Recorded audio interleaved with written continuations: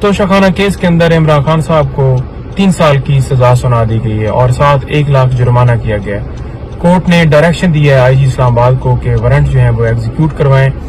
اور آپ دیکھ لیں کہ ہم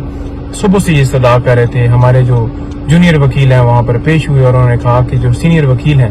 وہ دوسری کورٹس میں مصروف ہیں، تو جب تک آتے ہیں آپ مہربانی کر کے اس میں انتظار کریں، آرگومنٹس وہ آج ہی کریں گے۔ لیکن 12:30 بجے فیصلہ سنا دیا گیا، حالانکہ جو کورٹ ٹائمنگ ہے وہ 4 بجے تک ہوتی ہے روٹین کے مطابق، جس وقت کورٹ ٹائم ختم ہوتا ہے، لیکن 12:30 بجے ہمیں سنے بغیر، حالانکہ ہائی کورٹ کی طرف سے کوئی ایسی ڈائریکشن نہیں تھی کہ آپ نے 1 دن کے اندر اندر ہی جو فیصلہ سنانا ہے، بلکہ یہ کہا گیا کہ ان کو سنا جائے، اور ہم نے یہ نہیں کہا کہ ہم پیش نہیں ہوتے یا ہم آرگومنٹس نہیں کرتے، بلکہ ہم نے یہ صدا کی کہ مہربانی فرمائیں اور ہمیں جو ہے وہ